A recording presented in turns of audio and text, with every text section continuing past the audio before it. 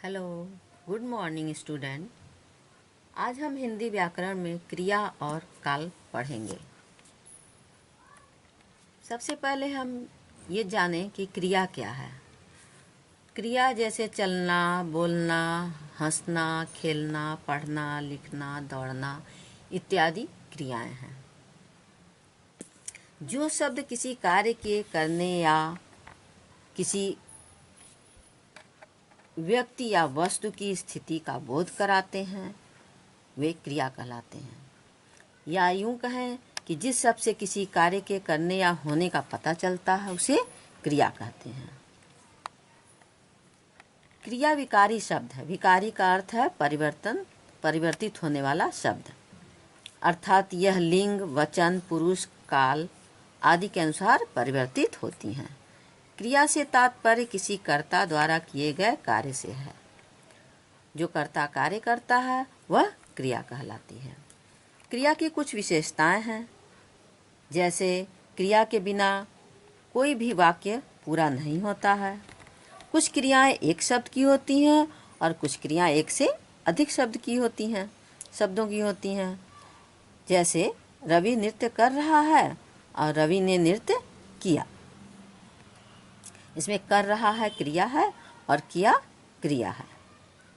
कुछ भी क्रियाएं स्वघटित मतलब अपने आप से घटित होती हैं, तो कुछ क्रियाएं की जाती हैं। कुछ क्रियाएं स्वयं होती हैं और कुछ क्रियाओं को करना पड़ता है। जैसे वर्षा हो रही है, खेतों में पानी डाला गया। वर्षा स्वयं घटित होने वाली है और खेतों में पानी डाला गया, अर्थात ये क्रिया की गई। विकारी शब्द होने के कारण क्रिया लिंग, वचन, काल, पुरुष के अनुसार परिवर्तित होते रहते हैं।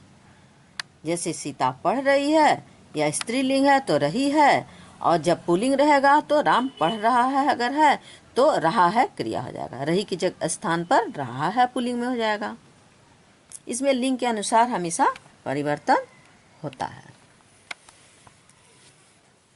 यदि वाक्य में कर्ता के साथ विभक्ति चिन्ह का प्रयोग नहीं किया जाता है, विभक्ति चिन्ह ने, में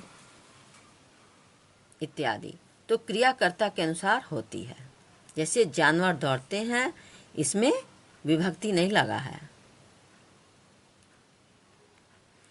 यदि कर्ता के साथ विभक्ति चिन्हों का प्रयोग किया जाता है तो क्रिया कर्म के अनुसार होती है।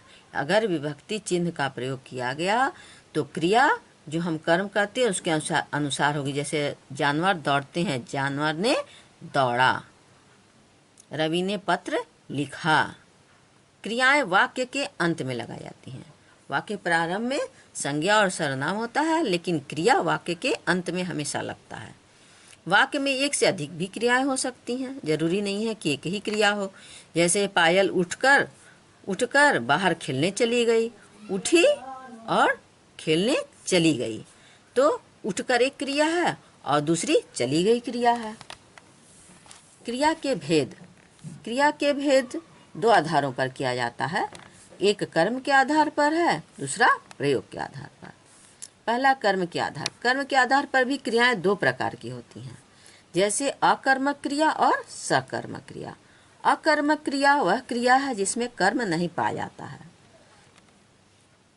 इन क्रियाओं का प्रभाव सीधे कर्ता पर जब क्रिया का प्रभाव सीधे कर्ता पे पड़ता है तो उसे अकर्मक क्रिया कहते हैं। जैसे पक्षी उड़ते हैं, बच्चा हंस रहा है, वह पत्र लिख रहा है, वह पढ़ रहा है, ये सब अकर्मक क्रिया है। सकर्मक क्रिया जिसमें कर्म होता है, वे क्रियाएं जिनमें कर्म पाया जाता है अथवा कर्म की अपेक्षा की जाती है, सकर्मक क्रिया कहलाती है। इन क्रियाओं का प्रभाव सीधा कर्म पर पड़ता है। जो हम कार्य करते हैं उस क्रिया का प्रभाव सीधे जो हम कार्य करते हैं उस पर पड़ता है। जैसे धोबिन कपड़े धो रही है, माताजी खाना बना रही हैं। ठीक है। सकर्मक क्रिया की पहचान के लिए हम प्रश्न वाचक शब्दों का प्रयोग करेंगे। जैसे कि क्या, कहाँ, किसे आदि लगाकर प्रश्न करेंगे कि किसने कपड़ा धोया, तो उत्तर मिलता है तो क्रिया, अगर उत्तर मिलता है तो वह सकर्मक क्रिया है, उत्तर नहीं मिलता प्रश्न करने पर तो वह अकर्मक क्रिया होगी। सकर्मक क्रिया के भेद हैं दो, एक कर्मक क्रिया, दूसरा द्विकर्मक क्रिया। एक कर्मक क्रिया जिन क्रियाओं में एक कर्म होता है, केवल कर्म एक हो, वह एक कर्मक क्रिया कहलाएगी। जैसे मोहन पुस्तक पढ़ा या पढ़ रहा है, प्रिया सब्जी काट रही है, रवि पढ़ रहा है, ये सब एक कर्मक क्रिया है। द्विकर्मक क्रिया में दो कर्म होते हैं, वे द्विकर्मक क्रिया कहलाते हैं। जैसे मदारी बच्चों को खेल दिखा रहा है, मदारी किसको खेल दिखा रहा है? बच्चों को खेल और दिखा रहा है। तो इसमें बच्चों और खेल दो कर्म हुए, बच्चों को खेल दिखाना दो कर्म। माँ ने सभी को खाना दिया, सभी और खाना दो क्रिया है, इसलिए द्विकर्मक क्रिया कहलाई। अब है दूसरा क्रिया के दूसरा भेद है प्रयोग के आधार पर, एक सामान्य क्रिया, दूसरा संयुक्त क्रिया, तीसरा नाम धातु क्रिया, चौथा प्रेरणार्थक क्रिया और पांचवा पूर्वकालिक क्रिया।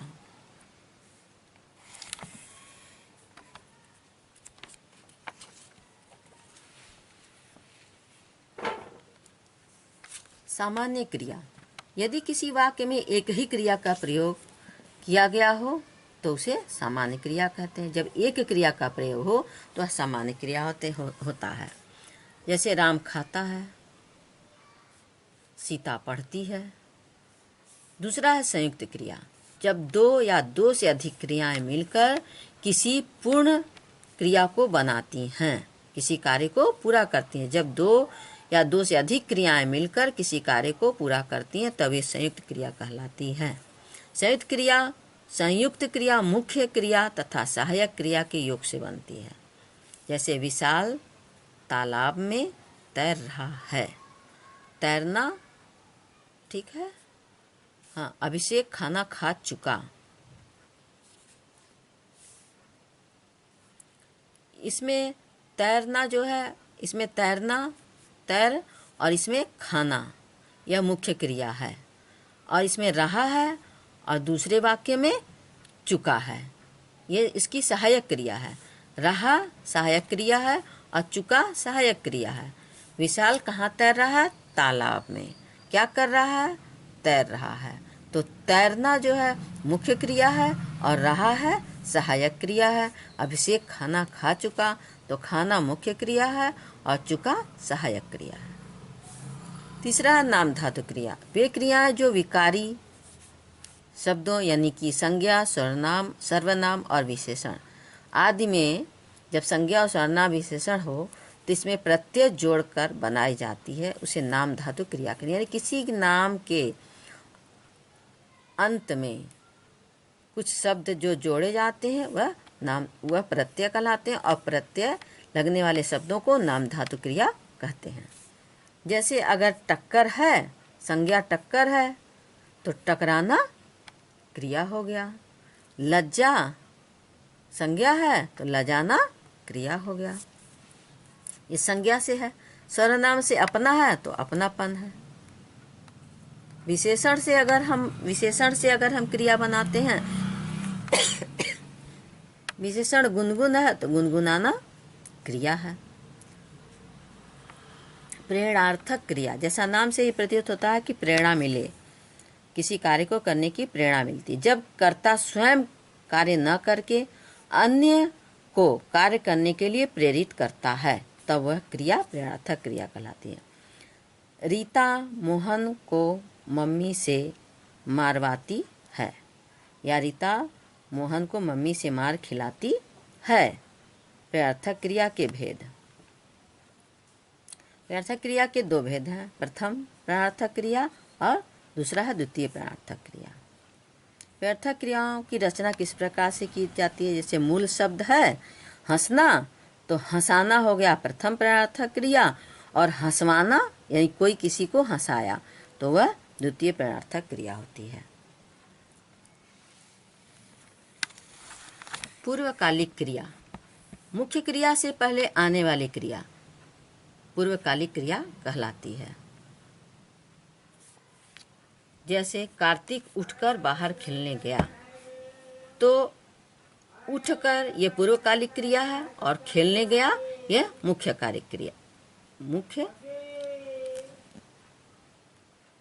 क्रिया है। दादी ने माला बनाकर भगवान को पहनाई, तो बनाकर माला कौन बनाया? दादी बनाई। तो बनाकर पूर्वकालिक क्रिया है और उसके बाद क्या की? वो भगवान को पहनाई मुख्य क्रिया है।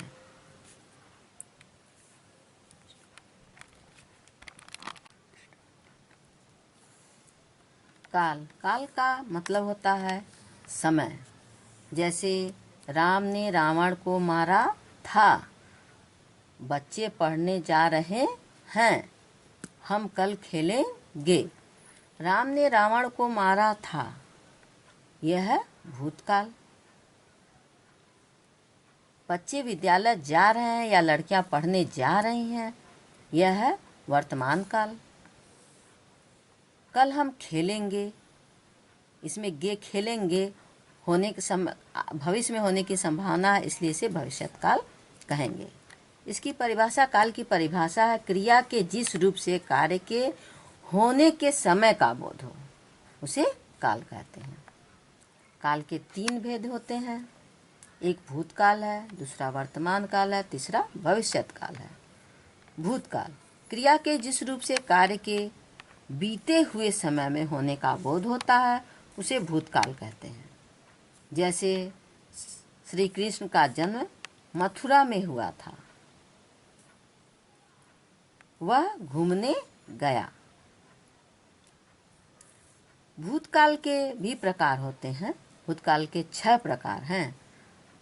एक सामान्य भूतकाल, दूसरा आसन्न भूतकाल, तीसरा पूर्ण भूतकाल, चौथा अपूर्ण भूतकाल, 5वां संदिग्ध भूतकाल और छठा है हेतुमद भूतकाल। अब इसकी हम परिभाषा देखें। सामान्य भूतकाल क्या है?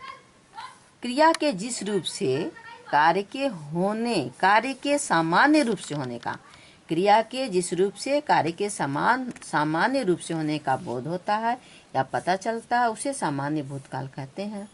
जैसे सीता ने पढ़ाई की, राम ने पतंग उड़ाई। दूसरा है आसन्न भूतकाल। क्रिया के जिस रूप से कार्य के कुछ ही देर पहले समाप्त होने का पता चले, उसे आसन्न भूतकाल कहते हैं। आसन्न भूतकाल में कार्य कुछ ही समय पहले पूरा हुआ हो, वह आसन्न भूतकाल है। जैसे राधिका ने फ्रॉक पहन ली, मोहन ने पानी पी लिया। तीसरा है पूर्ण भूतकाल। क्रिया के जिस रूप से कार्य के बहुत समय पहले होने का बोध होता है, उसे पूर्ण भूतकाल कहते हैं। जैसे हम कल पिकनिक गए थे, अध्यापिका ने यह पाठ पढ़ा दिया था। अपूर्ण भूतकाल। क्रिया के जिस रूप से यह पता चले कि कार्य भूतकाल में हुआ था परंतु समाप्त नहीं हुआ है, उसे अपूर्ण भूतकाल। यानी कि कार्य चल रहा है, कुछ कार्य पूरा हो चुका है और कुछ अभी बाकी है, वह अपूर्ण भूतकाल कहलाएगा। जैसे वह काम कर रहा था, सपना सो रही थी।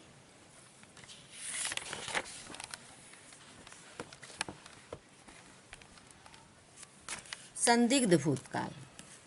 क्रिया के जिस रूप से कार्य के भूतकाल में होने का संदेह होता है, उसे संदिग्ध भूतकाल कहते हैं। जैसे सीता ने जूते खरीद लिए होंगे, यानी कि वह बाजार गई थी, शायद खरीद ली हो। दादी माँ बाजार जा चुकी होंगी, यह संदिग्ध भूतकाल है। हेतुमद भूतकाल। क्रिया के जिस रूप से भूतकाल में किसी एक कार्य के होने या न होने पर दूसरे कार्य का होना या न होना निर्भर करता है, उसे हेतुमद भूतकाल कहते हैं। जैसे एक क्रिया अगर होगी तो दूसरी क्रिया होगी, अगर पहली क्रिया पूरी नहीं होती है तो दूसरी क्रिया भी नहीं होगी। जब दोनों एक दूसरे पर निर्भर करती हैं क्रियाएं, एक क्रिया दूसरे क्रिया पर निर्भर होती है, तो उसे हेतुमद भूतकाल कहते हैं। उदाहरण जैसे वर्षा न आती तो मैं घर पहुंच जाता, यानी कि वर्षा आने के कारण मैं घर नहीं पहुंच सका। श्याम आ जाता तो हमारी गाड़ी में चले जाते। वर्तमान काल, क्रिया के जिस रूप से कार्य के चल रहे समय में होने का बोध होता है उसे वर्तमान काल कहते हैं। जैसे सभी बच्चे खेल रहे हैं, दर्जी कपड़े सिलता है। वर्तमान काल के प्रकार हैं। वर्तमान काल के 3 प्रकार हैं: सामान्य वर्तमान काल, अपूर्ण वर्तमान काल, संदिग्ध वर्तमान काल। सामान्य वर्तमान काल में क्रिया के जिस रूप से उसके वर्तमान समय में यानी चल रहे समय में समान रूप से घटित होने का बोध होता है उसे सामान्य वर्तमान कहते हैं। जैसे मछलियाँ तैर रही हैं, बच्चे कक्षा में पढ़ रहे हैं, सीता खाना खा रही है। दूसरा, अपूर्ण वर्तमान काल, क्रिया के जिस रूप से उसके अभी चल रहे होने का, क्रिया के जिस रूप से यानी कार्य के अभी चल रहे होने का बोध हो उसे अपूर्ण वर्तमान काल कहते हैं। जैसे अध्यापक बच्चों को पढ़ा रहे हैं यानी कि कार्य हो रहा है, गाय घास चर रही है। संदिग्ध वर्तमान काल, क्रिया के जिस रूप से उसके वर्तमान काल में घटित होने में संदेह हो उसे संदिग्ध वर्तमान काल कहते हैं। जैसे माताजी बाजार में सब्जी खरीद रही होंगी यानी कि बाजार गई हैं और शायद वह आप सब्जी खरीद रही हों। पिताजी दफ्तर में काम कर रहे होंगे।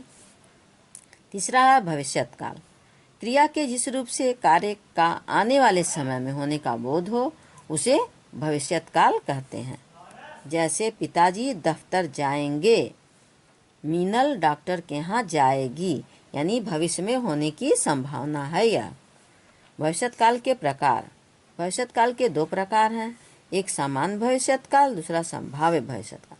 सामान्य भविष्यत काल, क्रिया के जिस रूप से भविष्य में कार्य के भविष्य में उसके सामान्य रूप से घटित होने का बोध हो उसे सामान्य भविष्यत काल कहते हैं। जो क्रिया हो रही हो वो सामान्य रूप से घटित हो तो वह सामान्य भविष्यत काल कहलाता है। जैसे माताजी सबको खाना खिलाएंगी, पिताजी कल ट्रेन से आएंगे।